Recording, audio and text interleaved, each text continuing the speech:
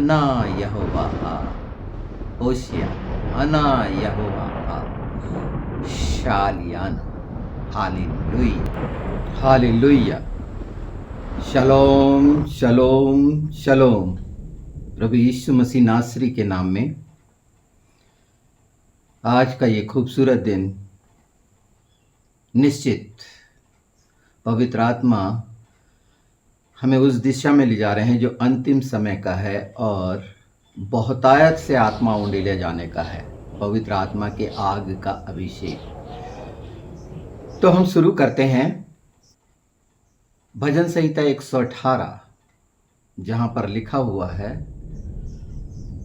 अना यहोवा हा होशियाना अना यहोवा हा शालियाना। ये वो है हिस्सा जो अंतिम समय के लिए सबसे महत्वपूर्ण है, जिसका मतलब है धन्य है जो यहोवा के नाम से आता है। आप 118 निकाल लीजिए और मैं पढ़ देता हूँ इसको। 26 धन्य है वह जो यहोवा के नाम से आता है, हमने तुमको यहोवा के घर से आशीर्वाद दिया है। क्या है ये वो बातें हैं जो इन अंतिम समय के लिए रखी गई हैं और इसमें जो छिपा हुआ है पुकारना, पुकारना अपने पूरे मन प्राण आत्मा बुद्धि की सारी शक्ति से जो प्रेम रखने के लिए कहा गया है और उस प्रेम को याद करना जो परमेश्वर ने हमसे किया कि उसने अपना इकलौता बेटा दे दिया। और जब ये हमारे हृदय में रखा होगा तो जो पुकारना होगा अर्थात आराधना के लिए जो कहा गया है कि आत्मा और सच्चाई से करें। और ये समय जो उपास का है, उसकी संगति में रहने का, उसके पास बैठने का, उसकी उपस्थिति में रहने का, इस बात को समझने के लिए कि ये अंतिम समय में जैसे पिता की इच्छा है कि बचाए जाएं, कोई भी नाश न हो, तो उसके लिए आवश्यक है कि हमारा हृदय प्रत्येक के लिए कैसी विनम्रता से, कैसे सद्भाव से, कैसी दया करुणा से भरा हुआ है।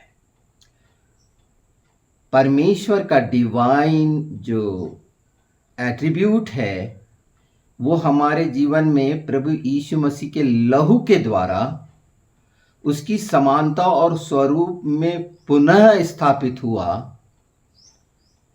पुनरुत्थान के कारण।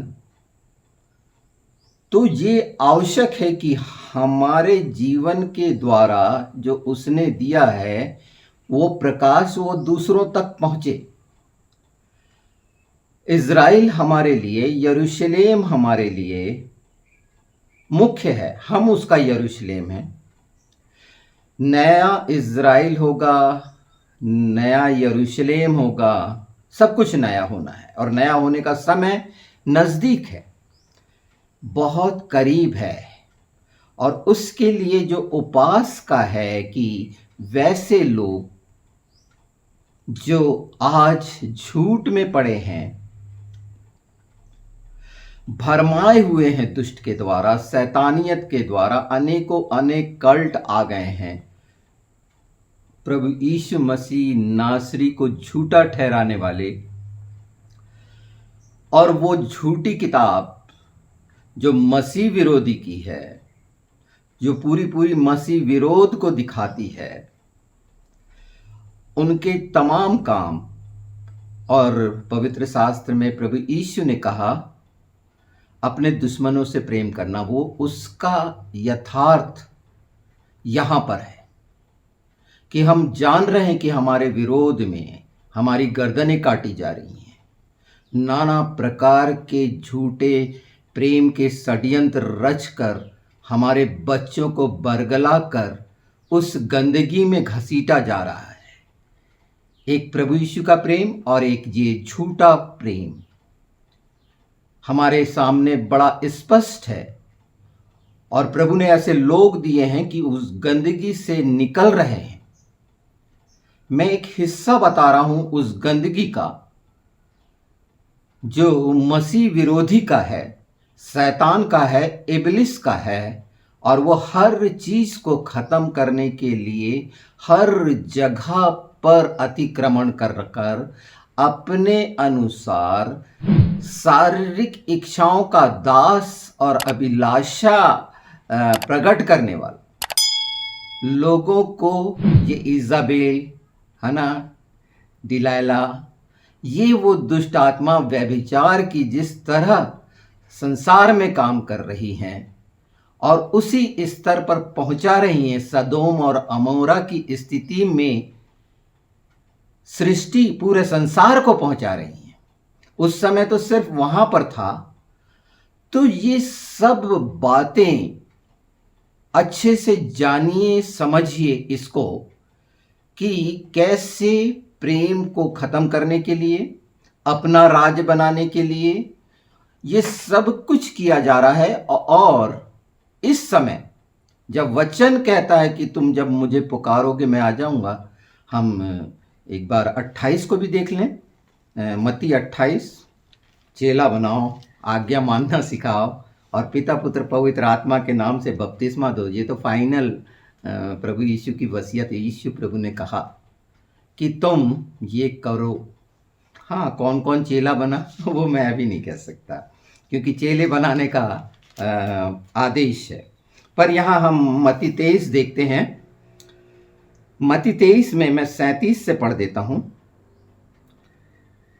हे यरूशलेम, तू भविष्यवक्ता को मार डालता है और जो तेरे पास भेजे गए उन पर पथरावा करता है। कितनी ही बार मैंने चाहा कि जैसे मुर्गी अपने बच्चों को अपने पंखों के नीचे इकट्ठा करती है, वैसे ही मैं भी तेरे बालकों को इकट्ठा कर लूं, परंतु तुमने न चाहा।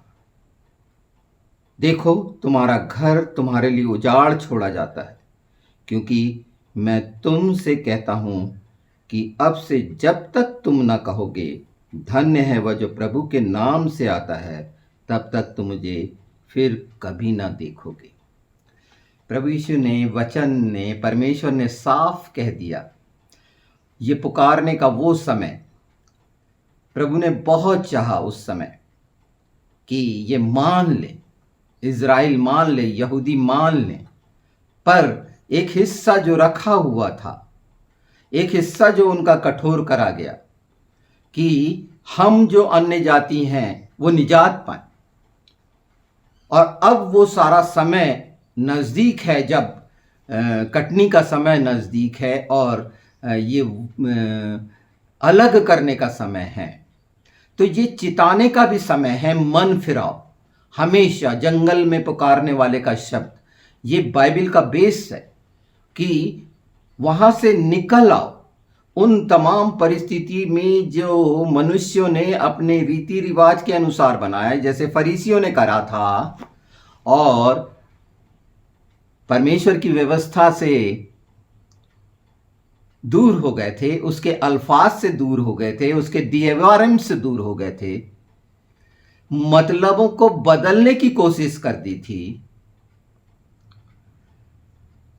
तो आज फिर पूरे संसार के सामने एक सुंदर मौका आया है कि हम भागीदार बनकर मसीह की एक मजबूत देह होकर पुकार उठें। उस जरूरत को 430 साल लगे थे, जब सबत के दिन भी फिरौन इस्तेमाल कर रहा था, तो वो रोते रोते काम करते थे। इसीलिए मूसा को प्रभु यीशु ने, पिता ने कहा, पिता अब्बा यहोवा ने, कि मैंने उनका चिल्लाना और रोना सुन लिया है। ये वो समय है रोने का, चिल्लाने का, मांगने के लिए। आप और हम निश्चित स्वर्ग के भागीदारी हो गए हैं, निश्चित हमने आत्मा के मार्ग में चलना सीख लिया है। हमने सत्य को जान लिया है। सत्य हमारा वचन जो हर जगह हर बिंदु पर सच है, और सच का विस्तार विशाल है। अलग अलग कल्पनाओं से बोलना एक अलग बात है। ये समय तो वो है जो आत्मा के द्वारा है। ये व्यक्तिगत इच्छाओं से नहीं है, बहुत सारे अनुभव का कोई लेना देना नहीं। यहां अधिकार है जो पवित्र आत्मा के अभिषेक में जो शुरू हो चुका है, उस आग का जिसकी आवश्यकता थी, उसमें रहकर, उस उपस्थिति में रहकर। और मैं बार बार यशायाह 4:4 का दे रहा हूं कि जो स्पिरिट ऑफ कंज्यूम है, स्पिरिट ऑफ जजमेंट है, वो हमारे लिए है कि वो हमको प्यूरिफाइड करे। ये वो समय प्यूरिफिकेशन का भी है। पूरी रीति से वो जितना प्रदूषण है, उसका मल है, वो धोने का है। हमारे विरुद्ध में दुष्ट जो काम करता है, उसको न्याय के सिंहासन के सामने रखने का है। हम सब इसको कितनी अच्छी तरह जान रहे हैं या जानना चाहते हैं? जानना तो पड़ेगा। पवित्र आत्मा के द्वारा करना पड़ेगा। मनमानी से, अपनी इच्छाओं से हटकर करना पड़ेगा। पवित्र शास्त्र में साफ प्रभु यीशु ने कह दिया कि जो मेरे स्वर्गीय पिता की इच्छा पर चलता है वही अनंत जीवन पाएगा। वो आमीन है। तो वो इच्छाएं जो पवित्र शास्त्र में हैं कि हम उस समानता और स्वरूप में, जैसे प्रभु यीशु ने बेटा बनकर हमारे सामने एक रोड मॉडल होकर आज्ञाकारिता का वो प्रमाण रखा। और बाइबल कहती है कि उसने सब सह लिया। एक भेड़ जैसे बाल कतरते समय उसके वो चुपचाप खड़ी रहती है, कितना शांत। और उसने हमें अपनी शांति देकर गया कि मैं तुम्हें अपनी शांति दिए जाता हूं, जो शलोम है, फुलफिल है तमाम ब्लेसिंग्स से, प्रोटेक्शन से। जो कहा जाता है कि गिनती 6 में देखते हैं और हम वो मांगते हैं कि तू अपना मुख का प्रकाश हम पर चमका, अपना मुख हमारी ओर कर, अनुग्रह कर, रक्षा कर। ये वो जो आशीषें हैं। और हम सब जो उसके राजवंश के हैं, याजक हैं, तो हमारा जो चरित्र है, उपवास में भी मैंने इसके पहले 62:1 पर बोला है, बताया है कि हम उसकी धार्मिकता में हैं, हम उसके उद्धार पाए हुए हैं। हमारा काम है प्रकाश देना, हमारा काम है जलती हुई मसाल की तरह दिखना, वो आग रहना, उसकी आग में रहना। उसने कहा है कि मैं धुआं देती लुट्टी को बुझने नहीं दूंगा। तो ये उपवास जो रखा जा रहा है, फास्टिंग 21 दिन की, जो 7 तारीख से शुरू हो चुकी है, 28 तक के लिए है, 28 मई तक। इसमें हमारी भागीदारी और उसका बेस है कि मसीह की देह मजबूत हो, उसके तमाम दाग धब्बे झुर्री खत्म हो, उसके लिए प्रार्थनाएं, यरूशलेम की भलाई के लिए प्रार्थनाएं, इज़राइल के भलाई के लिए प्रार्थनाएं, जो उसकी निज कौम है। हम जो साटे गए, हम जो जंगली जैतून थे, उस जैतून में साटे गए।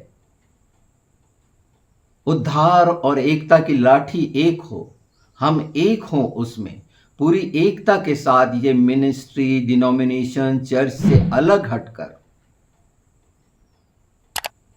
अगर शुरू से जो मुझे दिया गया कि अनंत जीवन का सुसमाचार, कि प्रत्येक आत्मा वहां हो, चंगाइयों के लिए मैंने बता दिया है कि भ्रमित होकर, निश्चित प्रभु यीशु ने कहा जब तक तुम चमत्कार नहीं देखोगे, क्योंकि मनुष्य शरीर के अनुसार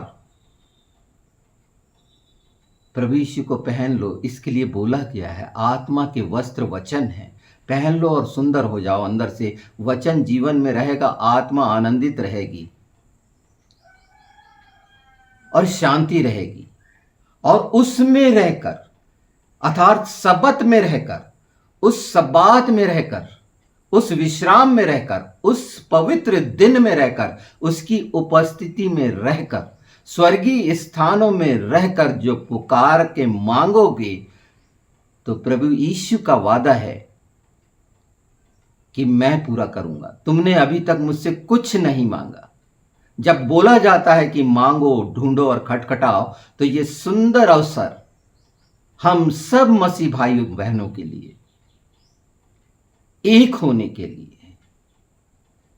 आपसी जो विचार हैं और मतभेद हैं, उनको भुलाकर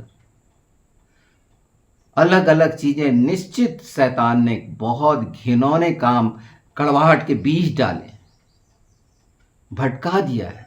और हम व्यभिचार देख रहे हैं, लोभ लालच मनुष्य का देख रहे हैं, संसार, शरीर और शैतान के तमाम काम, ये हम सब जान रहे हैं और हम सब सुन रहे हैं।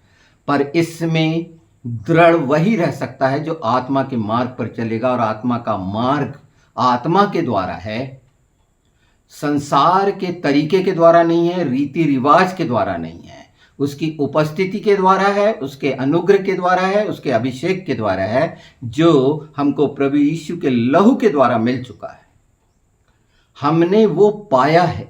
तो ये जो इस समय मुझे बताना था कि ये थोड़ा सा समय जो है, चूको मत कि सबको उस विश्राम में रह पाए, अनंत जीवन में, 7वें दिन में। बहुत कठिन कठिन बातें मैं नहीं कह रहा हूं। प्रभु के इस समय निश्चित आत्मा के मार्ग पर बहुत सारा आने वाले समय में होना है, और सितंबर 23 तक तो बहुत कुछ बदलना है। निश्चित यीशु मसीह नासरी के नाम में भलाई का परमेश्वर, अद्भुत युक्ति करने वाला, शांति का राजकुमार, योजना निश्चित है, समय उसका निश्चित है कि मैं निश्चित समय में आऊंगा और सारा गर्भवती होगी, वो बसंत, ये सब निश्चित है। और ये समय उस पर जिस पे ले चल रहा है प्रभु, ये आत्मा के मार्ग पर, उसमें आपकी भागीदारी, आपके लिए, आपके परिवार के लिए और तमाम मनुष्यों के लिए जो परमेश्वर की इच्छा है कि बचे, उसमें आपका योगदान पूरी ईमानदारी और सच्चाई और आज्ञाकारिता के द्वारा होना चाहिए। ये नहीं कि बहुत बड़ी संख्या उपवास रख रही है और आराधना कर रही है, नहीं, आत्मा में सचमुच वो भरे हुए जो जिनको दिया गया है। बहुत कुछ इसके आगे होने वाला है और बहुत सुंदर होने वाला है। इन बातों की समझ जो मैं कह रहा हूं जब कानों में जाएंगी, ये बहुत बहुत उत्तर दक्षिण पूरब पश्चिम ऊपर नीचे, यीशु मसीह नासरी के नाम में जब कहा गया कि तू वहां पर पैर रखेगा वो जगह होगी, तो ये सारी सृष्टि उसकी है। तो ये जो वायुमंडल में वो प्रदूषण, तो सिर्फ प्रभु का ये महिमा का रहे, उसका नाम रहे, जिसका नाम सबसे ऊंचा है। दूसरे नाम सब वो कल्पनाएं नीचे कर दी जाए यीशु मसीह नासरी के नाम में, और अलग कर दी जाए। तो एक योद्धा का काम, उपवास का काम, आत्मिक युद्ध का काम, उन सब के लिए कमर कस लो। हमें सब चीज मिल चुकी है, डिफेंसिव, ऑफेंसिव। तो जिसके लिए जो रखा गया है, उसके फरसे चलने दो, उसके तीर चलने दो, उसके भाले चलने दो, वो रोकेगा जहां, क्योंकि कहा गया है ये युद्ध परमेश्वर का है और वो पूरा होना है। लिखामत, लिखामायत, ये सारी चीजें, ये समझिए। आज का ये सुंदर समय जो हम अंतिम समय में हैं, परमेश्वर रखता है अपने उन अधिकारों को। और इसके पहले जब ये सारी चीज़ें जो हिंदी में मैं कह रहा हूँ, बहुत सारे स्पीकर हैं जो इंग्लिश में, हो सकता है इन बातों को कहें और इससे बेहतर और पवित्र आत्मा उनको समझ दे कि ये सारी चीज़ें और खोल खोल कर बता सकें, और वो अभिषेक हर एक मसीही जन पर प्रकाश चमकाए कि एक हो जाए, और हम तो विजयी पथ पर हैं और उसे हमने जीत चुके हैं। वो हारा हुआ है शैतान, और इसमें बचाने वाले बनकर अपने घुटनों को मजबूती से रखकर जब हम स्वर्ग की ओर ताकेंगे और वहां से लेंगे, तो वो आशीषें सारी सृष्टि में बदल देंगी वो सब कुछ जो दुष्ट के अंधेरे ने भ्रमित किया है। तो हमें देखना चाहिए इस चीज को, और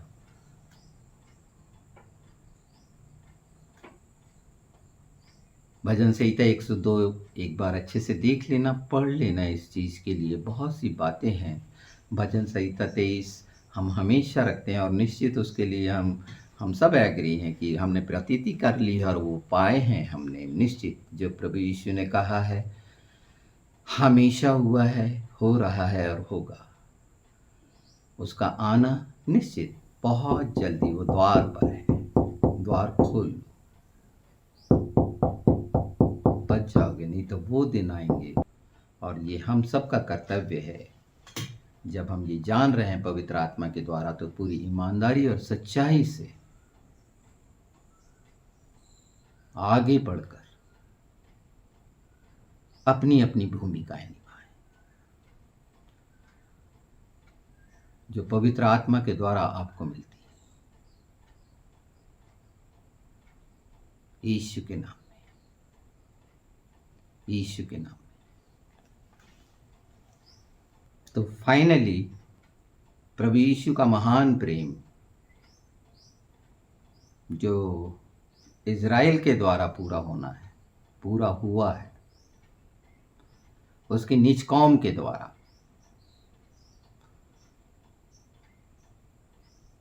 तो और जिसके कारण, उन्हीं के कारण हमने आशीष पाई, प्रभु यीशु को पाया, परमेश्वर को पाया। हमारे लिए कोई आशा नहीं थी, कुछ भी आशा नहीं थी। प्रभु यीशु जो हमारी आशा, भरोसा, विश्वास, जीवित पुनरुत्थान पर मृत्यु को निकम्मा करने वाला परमेश्वर की योजना में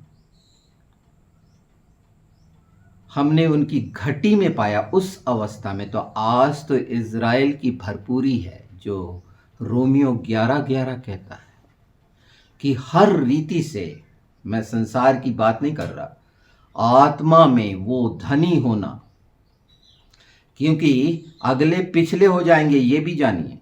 ये वो समय आता है कि परमेश्वर ने जिसे निश्चित किया है, और परमेश्वर जिसके पाप क्षमा करे, उससे कौन पूछ सकता है। आज मणिपुर में 210 जो मनुष्य के परिवारों के घर जला दिए गए, उन्होंने पुकारा है। मणिपुर इंडिया में, जहां पर आदिवासी क्रिश्चियन हैं और एक महती है, वहां पर जो युद्ध चल रहा है, एक युद्ध क्या, एक चर्चों को जलाने का और सारा कुछ काम चल रहा है, और उसमें 210, जहाँ तक मुझे खबर है कि वो मनश्शे के परिवार के हैं, और उनने इज़राइल गवर्नमेंट से आग्रह किया है कि वो यहाँ से निकाल चलें, और शायद विदेश मंत्री का इंडिया में आने का भी है। तो कंडीशंस ऐसी आ गई हैं, और ये सब इकट्ठे भी हो रहे हैं, जो निश्चित करा गया है। हम उसके वंश हैं, उसकी औलाद हैं, उसके बेटे बेटियां हैं। अगर हम उसके वंश के बच्चे हैं और वारिस हैं और अधिकारी हैं, तो हमारा कर्तव्य है कि अपने बाप की जो स्वर्गीय है उसको महिमा अपने कामों से देने का काम करें, उसकी स्तुति और बड़ाई, कि हम सचमुच में एक स्वर्गीय बाप की सच्ची संतान हैं, उस लहू के द्वारा ये याद रखते हुए जो प्रभु यीशु ने करके दिखा दिए। ये लड़ाई बहुत आगे है, बचाने वाले बनना है। आज बहुत सा है, लोग इस्लाम छोड़ रहे हैं, वो कुरान की सच्चाई सामने आ रही है लोगों के, उनका प्रेम, उनकी अवस्था देखिए। शैतान ने कितना भयानक उनके साथ खेल खेला है कि दूसरों की नज़र में वो इस हद तक गिर गए हैं कि उनका प्रेम में कितना षड्यंत्र है ये पता चल रहा है, जिसे लव जिहाद के नाम से जाना जाता है। और उसके पीछे तमाम शैतान का, इब्लिस का काम जो उनको अंधा बनाया हुआ है, रीति रिवाजों में भटकाया हुआ है, सुनहरे वो मुंगेरी लाल के सपने दिखाकर इतने भ्रमित हैं। वो जो होता है ना, बोलते हैं सम्मोहन और आकर्षित कर लेना, ये जिन जिन्नात और जादू टोना, ये इस तरह से गुलाम बन गए।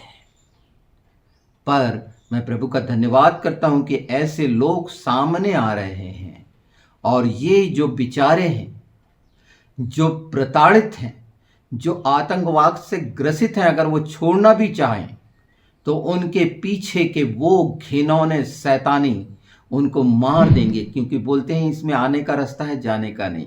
और लोग कैसे हैं, सिर्फ कुछ लालच में भ्रमित होकर तो ये शरीर और उसमें से निकल रहे हैं। प्रभु का बहुत धन्यवाद। पाकिस्तान में 4 लाख लोग निकल गए हैं वैसे ही, और उससे ज़्यादा गिनती होगी। कैसी सजाएं हो रही हैं। सऊदी अरब में बहुत सुंदर काम कर रहे हैं क्रिश्चियन प्रिंस वगैरह, और बहुत बदलाव हो रहा है। ये सारी बातें जो हैं बदलने के लिए हैं, क्योंकि परमेश्वर का राज हमारे बीच में है, और ये युद्ध परमेश्वर का है, और सब पूरा यीशु के नाम में इस सृष्टि पर होना है, और वो होगा। दुष्ट उसे कुछ नहीं कर सकता। बस ये है कि उस थोड़े समय शांत हो जाएं, प्रभु यीशु को पुकार लें। मैं उनसे भी कहता हूँ जो छोड़ना और निकलना चाहते हैं, बिल्कुल ये मेरा अनंत जीवन जो है यूट्यूब चैनल और वेबसाइट, इसमें प्रभु आपकी रक्षा करेगा। तो ये उपवास इज़राइल को उस जगह पर जहाँ प्रभु चाहता है, और दुश्मनों से घिरा हुआ ईरान और वो मिडिल ईस्ट के तमाम कैसे खेल खेल रहे हैं, ये सब बातों को मद्देनज़र रखते हुए निश्चित हम फाइनली विजयी हैं हर क्षेत्र में। बस पुकारना है। जो मुख्य बात आज मैं यहाँ पर कहने आया हूँ वो बहुत गंभीर और बहुत आनंद की है, और वो शब्द इस्तेमाल प्रत्येक विश्वासी को करना ज़रूरी है, क्योंकि पवित्र शास्त्र में 22वें अध्याय प्रकाशित वाक्य में कहा है, हे प्रभु आ। कहा है, हे प्रभु आ। ये कितना महत्वपूर्ण है। ये दिखाता है एक आत्मा की ज़रूरत को, मनुष्य की आत्मा की ज़रूरत को, जो आत्मा उसने पाई है उसको दिखाता है। हे प्रभु आ। ये नहीं यीशु आ रहा है, यीशु आ रहा है, सेकंड कमिंग नहीं, यीशु। हे प्रभु आ। लिखा है 17 में 22-17 में, दुल्हन भी कहती है आ, दुल्हन भी कहती है आ। ये आज मुझे मौका मिला, ये प्राकृतिक दृश्य है, ये सतनारी कहा जाता है। ये आसपास जंगल, ये बहुत ऊपर पे झरने जहाँ से पानी गिर रहा है। हम पहाड़ी के बहुत ऊंचे स्तर पर हैं यहाँ पर, और धन्य कहा गया है। पहाड़ी उपदेश में सब बातें धन्य कही गई हैं, पर मुख्य बात कि हे प्रभु आ कहना, हे प्रभु आ। कहना कैसा है, हमारे अंदर से कैसे निकलता है। हे प्रभु आ, हे प्रभु आ। हमारे शब्द ये होना चाहिए, हमारी भूख प्यास ये होनी चाहिए, अब भी आ। जैसे बोलते हैं लोग, नहीं, उसकी इच्छा से जो पवित्र शास्त्र में लिखा है, मैं पढ़ के सुना देता हूँ। 22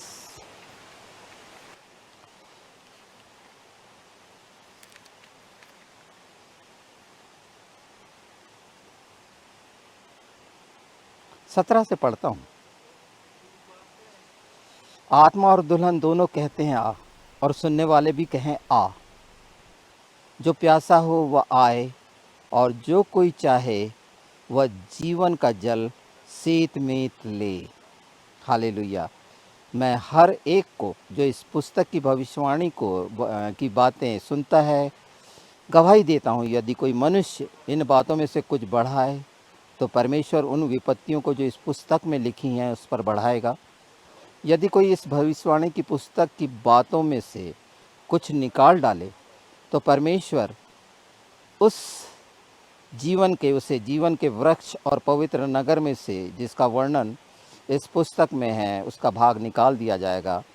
जो इन बातों की गवाही देता है वह यह कहता है, मैं सिर गाड़ने वाला हूँ। आमीन।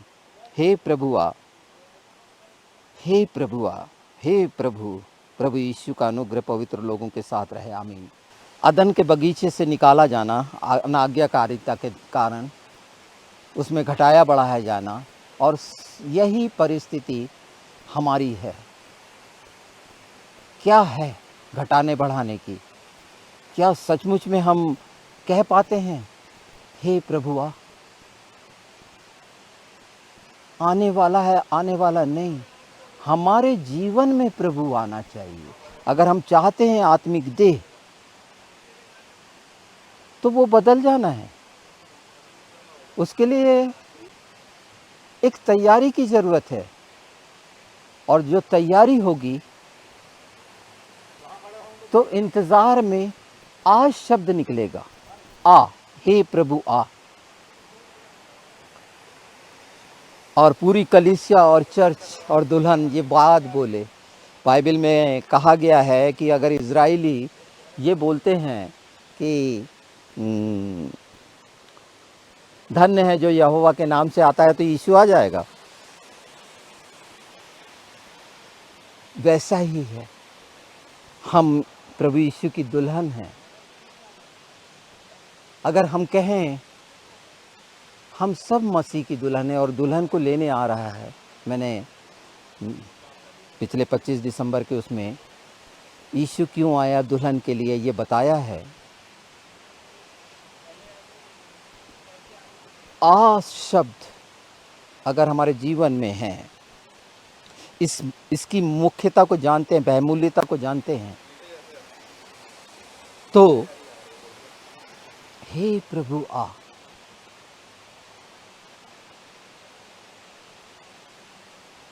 शांत होकर इस पर एकदम जल्दी न करने की जगह बहुत गंभीरता से इस पर करेंगे तो वो आनंद और खुशियाँ जो आत्मा का आनंद है और खुशी है वो मिलने लगेगी। इन बातों की समझ आ जाएगी। बहुत सारे ज्ञान की ज़रूरत नहीं है। पवित्र आत्मा के साथ ये बहुत साफ साफ, ऐसा जैसे ये खुलापन, हरापन और खुला आकाश, सब कुछ इस समय बहुत सा बाइबल का बोला जा सकता है। मसीह की देह के लिए मैंने बोला कि कैसे खाते पीते हैं। 1 कुरिन्थी 11 का अगर हम देखें तो साथ में हम क्या कर रहे हैं, खाना पीना कैसे प्रभु की मेज़ को, जबकि वो हमारे लिए मेज़ बिछाता है विद्रोहियों के लिए। चाहे हम कितनी घोर अंधकार से भरी हुई तराई में होकर चलें तो भी हानि से न डरेंगे। प्रभु ये कहता है, हम क्या कर रहे हैं। यही आज ये मौके पे मैं कहना चाहता हूँ, हे प्रभु आ। ये सब पुकार उठे, मसीह की देह पुकार उठे, हे प्रभु आ। हमारे हृदय मन प्राण की पूरी जो शक्ति है, अगर हम प्रेम करते हैं और बुद्धि की, तो ये पुकारना शुरू करें। जैसे 7 बजे वो अभिषेक जो पवित्र आत्मा की आग का है, जो धन्यवाद के साथ ग्रहण कर रहे हैं लोग शाम को, उसी तरह मसीह की देह की मजबूती का समय है ये मसीह की देह की मजबूती का समय है। और जो पवित्र आत्मा चाह रहा है वो मैं बता रहा हूँ कि हे प्रभु आ, अना यहोवा होशिया, अना यहोवा शालियाना, हालेलुया, होशन्ना। यीशु मसीह नासरी के नाम में सबको शलोम शलोम शलोम।